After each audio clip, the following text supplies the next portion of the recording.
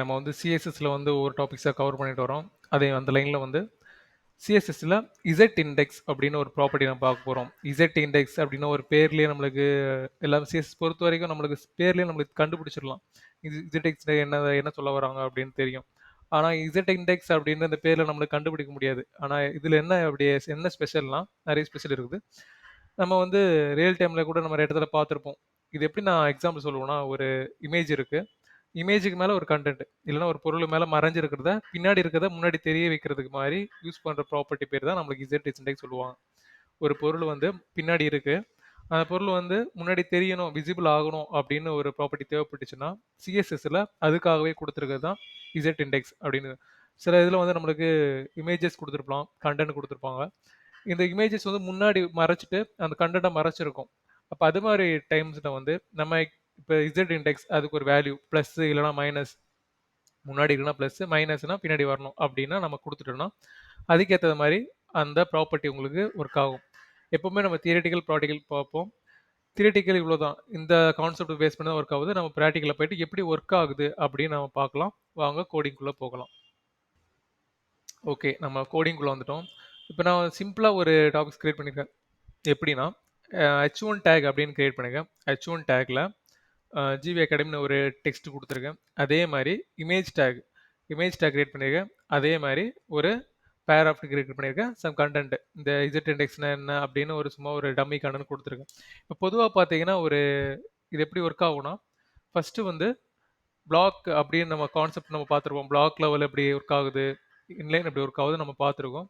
இந்த block level base பண்ணி அது ஒர்க் ஆகுது. ஃபஸ்ட்டு h1ன்றது பிளேஸ் ஆகுது. h1ஓட ப்ராப்பர்ட்டி கேரக்டர் வச்சு h1 வந்து ஒர்க் ஆகிட்டு போயிடுது.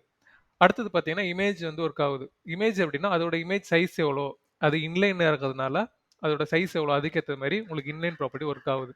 அடுத்ததாக நம்ம என்ன கொடுத்தோம்னா பேராஃப் டேக். ஒரு பேராஃப் டேக்ல நம்ம பார்த்துருக்கோம், மார்ஜின்றது ஆட்டோமேட்டிக்காக எடுத்துக்கும்.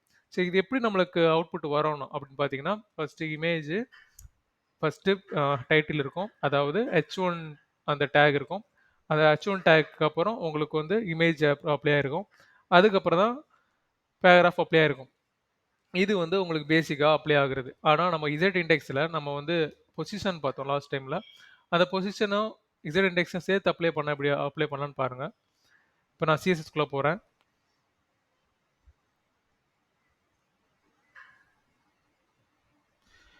சரி, சிஎஸ்எஸ்குள்ளே வந்துட்டேன். இப்போ நான் வந்து ஒரு 4 லைன் தான் போட்டிருக்கேன், பார்த்துக்கோங்க. இப்போ பொசிஷன் அப்சல்யூட் அப்படின்னு ஒரு வார்த்தையை கொடுத்துட்டேன். அதாவது இமேஜுக்கு பொசிஷன் அப்சல்யூட்டாக இருந்துட்டா போதும். இந்த பொசிஷன் வந்து லெஃப்ட்டில் எனக்கு வேணும். லெஃப்ட்டில் 0 பிக்சல் அப்படின்னு கொடுத்துருக்கேன். டாப்பில் 0 பிக்சல், அதாவது டாப்லேயும் 0 வேணும், லெஃப்ட்லேயும் 0 வேணும். அப்போ லெஃப்ட் கார்னர் 0 ஆயிடணும் அப்படின்னு கொடுத்துட்டேன். அடுத்து என்ன கொடுத்துருக்கேன்னா இசட் இண்டெக்ஸ் -1 அப்படின்னு கொடுத்துருக்கேன். இதுக்கு எப்படி அவுட்புட் வந்திருக்கு அப்படின்னு பாருங்க. இப்போ வந்து நான் கண்டென்ட்டுக்கு பொறுத்த வரைக்கும் நான் ஒன்றும் கொடுக்கல. இப்போ பார்த்தீங்கன்னா h1 டேக் இருக்கு. அந்த h1 டேக்கு நான் எதுவுமே அப்ளை பண்ணியிருக்க மாட்டேன். h1 டேக்கு எதுவுமே அப்ளை பண்ணல. இமேஜுக்கு மட்டும் தான் நான் அப்ளை பண்ணுறேன். இமேஜ் தான் நம்ம ஒர்க் பண்ணி நம்ம ஆப்ரேட் பண்ண போகிறனால இமேஜுக்கு மட்டும் தான் ஸ்டைல் அப்ளை பண்ணியிருக்கேன். அவங்க எப்படி கோடு ரன் ஆயிருக்கு அப்படின்னு பார்க்கலாம். சரி, ஓகே. இப்போ பார்த்தீங்கன்னா இமேஜ் வந்து லெஃப்ட்டில் அப்ளை ஆயிருக்கு. அது மாதிரி டாப் 0ன்னு கொடுத்துட்டேன். இப்போ அப்சல்யூட்ல இருக்கு. ஓகே. இப்போ பார்த்தீங்கன்னா கண்டென்ட் வந்து இந்த இடத்துல இருக்கு, தெரியுதுங்களா?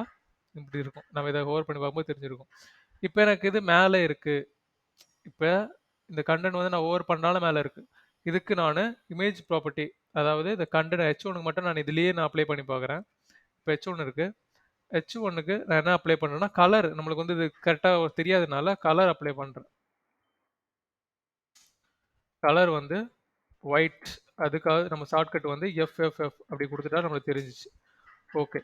நம்ம ஏன் அது வந்து சென்டரில் இருக்குன்னா, நம்ம வந்து யூனிவர்சலில் வந்து சென்டர் அப்படி கொடுத்துருக்கோம். இந்த சென்டர் எடுத்து விட்டுருங்க, நம்மளுக்கு வந்து லெஃப்ட்டில் போயிடும்.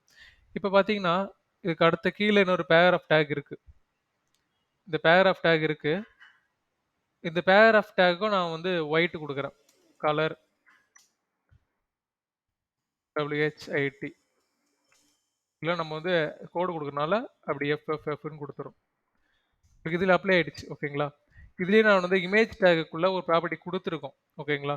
Image tackle absolute Z index கொடுத்துருக்கோம். இப்போ இசட் இண்டெக்ஸை நான் எடுத்து விட்டுட்டுன்னு வச்சிங்களா, உங்களுக்கு கண்டென்ட் வந்து பின்னாடி போயிடும். இப்போ கண்டென்ட் வந்து பின்னாடி இருக்கு. நம்ம பொசிஷன் லாஸ்ட் கிளாஸில் பொசிஷன் பார்த்தது மாதிரி அந்த பொசிஷன் வந்து அப்லோட் பண்ணியிருக்கோம். இப்போ இமேஜஸ் வந்து மேலே வந்திருக்கு, கண்டென்ட் வந்து பின்னாடி போயிடுச்சு. இந்த கண்டென்ட் வந்து நம்ம முன்னாடி கொண்டு வரதுக்காக யூஸ் பண்ணும்போது ஒரு ட்ரிக் தான் இந்த இசட் இண்டெக்ஸ். இப்படி போட்டுட்டீங்கன்னா பின்னாடி மறைஞ்சிருக்க உங்க கண்டென்ட் வந்து முன்னாடி வந்துடும். இதை நீங்க யூஸ் பண்ணி ட்ரை பண்ணி பாருங்க. இப்போ பாருங்க, கிளிக் பண்றேன், முன்னாடி வந்து நிற்குது.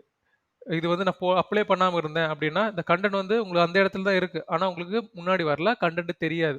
அதுக்காக நீங்க யூஸ் பண்ற இசட் இண்டெக்ஸ் மறந்துடாதீங்க. ரொம்ப ஈஸியானது. சில இடத்துல கண்டிப்பாக யூஸ் பண்ணுவீங்க, அப்சல்யூட் இருக்கலாம், சில இடத்துல மறைஞ்சிருக்கு கண்டென்ட் எங்கிருந்து தேடுவீங்க. அந்த மாதிரி சுச்சுவேஷன்ல நீங்க வந்து இது யூஸ் பண்ணீங்கன்னா உங்களுக்கு ரொம்ப யூஸ்ஃபுல்லா இருக்கும். ட்ரை பண்ணி பாருங்க. நான் ஆன்லைன் கோடு தான். கரெக்டாக யூஸ் பண்ணீங்கன்னா இது வந்து நம்ம ஒரு சைட் யூஸ் பண்ணும்போது எந்த இடத்துல யூஸ் பண்ணலாம் நம்மளுக்கு கண்டுபிடிச்சிடலாம். இந்த வீடியோ உங்களுக்கு புரிஞ்சுன்னு நினைக்கிறேன். புரியலைன்னா மறுபடியும் பாருங்க. என்ன புரியலாம் கான்டாக்ட் பண்ணி கேளுங்க, உங்களுக்கு சொல்லி தர நாங்கள் இருக்கோம். தேங்க்யூ.